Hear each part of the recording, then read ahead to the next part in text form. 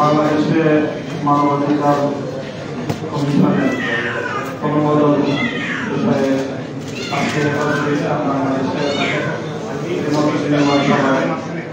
উপস্থিত সম্মানিত সভাপতি, উপস্থিত আমার আপনি সামনে বসুন, সামনে গিয়ে বসুন ভাই। কাজ করতে দেন আমাকে। হ্যাঁ, আমি তো কাজ করতেছি, আপনি ধাক্কা দিচ্ছেন কেন? জানতো মানে আপনি সামনে বসেন, এখান থেকে সামনে ছাটা দিব।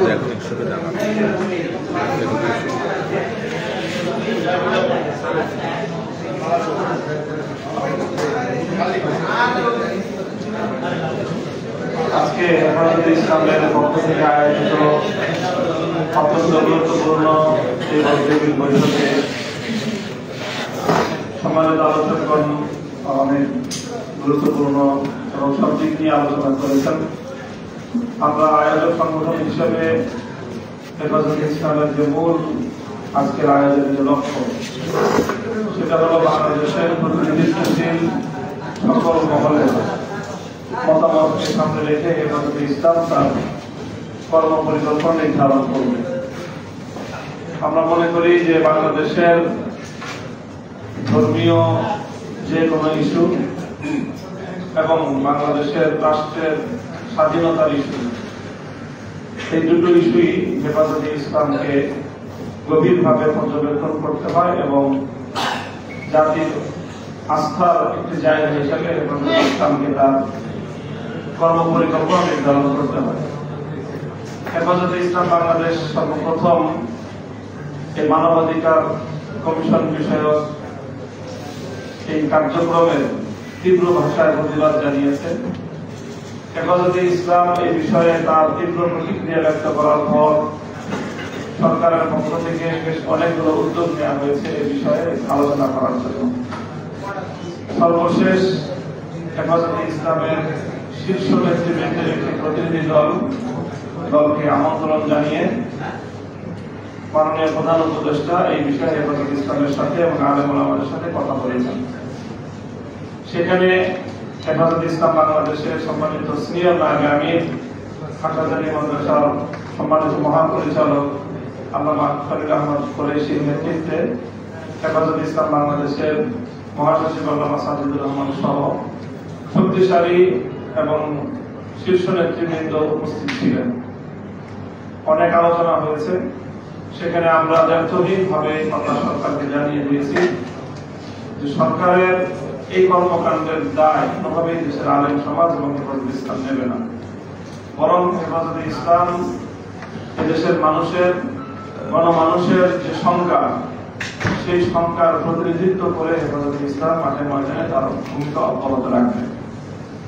আমরা সেক্ষেত্রে সরকারকে সুস্পষ্ট ভাষায় আমাদের পরামর্শ এবং মতামত জানিয়ে দিয়েছি যে দেশের সকল অংশীজন, বিশেষ করে রাজনৈতিক বড় বড় যে পক্ষগুলো রয়েছে, তাদের সকলকে ঐক্যবদ্ধ করে সকলের সাথে খোলামেলা ওপেনলি ডিসকাশনের মাধ্যমে সরকারের এক্ষেত্রে দৃষ্টিভঙ্গি এবং সরকারের ভূমিকা এই উভয়টি জাতির সামনে খোলাসা করতে হবে। এরপরে সকলের সম্মিলিত যে সিদ্ধান্ত হেফাজতে ইসলাম, সেই সিদ্ধান্তকে স্বাগত জানাবে। এটাই হলো এই পর্যন্ত হেফাজতে ইসলাম বাংলাদেশের গৃহীত নীতি এবং হেফাজতের দৃষ্টিভঙ্গি। আজকের এই গোল টেবিলের মাধ্যমে আরো কিছু মতামত হেফাজতের সামনে আসলো এবং আমরা আশা করছি যে হেফাজতে ইসলাম বাংলাদেশের নেতৃবৃন্দ এই বিষয়ে তাদের পরবর্তী পদক্ষেপ গ্রহণ করার জন্য আজকের এই মতামতকেও গুরুত্বপূর্ণ নিয়ামক হিসেবে তারা এটাকে গণ্য করবেন। আমাদের সর্বশেষ কথা হলো যে দেশ এবং ইসলামের প্রশ্নে আমরা কারো চেহারার দিকে তাকিয়ে কথা বলতে পারবো। দেশ এবং ইসলামের প্রশ্নে আমাদেরকে শক্ত অবস্থান গ্রহণ করতে হলে হেফাজতে ইসলাম ইনশাআল্লাহ সেক্ষেত্রে বিন্দুমাত্র কুণ্ঠিত হবে না। এক্ষেত্রে আমাদের বিগত 16 বছরের যে রেজিম এবং সেই আওয়ামী ফ্যাসিবাদের জন্মদাতা, লালনকারী, আশ্রয়দাতা বাংলাদেশের পার্শ্ববর্তী বাংলাদেশ বিরোধী যে রাষ্ট্র এবং তাদের যে ষড়যন্ত্র, সেই ষড়যন্ত্রটাকেও গুরুত্বের সাথে বিবেচনা রাখতে হবে, যেটা ইতিমধ্যে আমাদের আলোচনা এসেছে।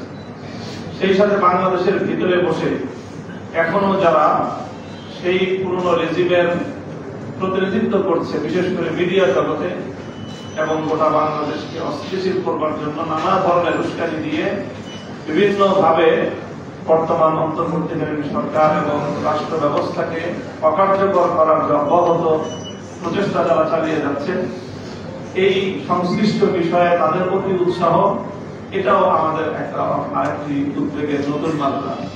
কাজে এই তিনটি বিষয়কে সমন্বয় করেই ইনশাআল্লাহ আগামী দিনে আমরা সকলে সম্মিলিত কোনো পদক্ষেপ গ্রহণ করতে পারবো। আল্লাহ পাক বাংলাদেশকে রক্ষা করুন, বাংলাদেশের জাতি এবং দেশের ইসলামী ঐতিহ্য রক্ষা পাক। ও আখিরু দাওয়ানা আলহামদুলিল্লাহি রাব্বিল আলামিন। ধন্যবাদ।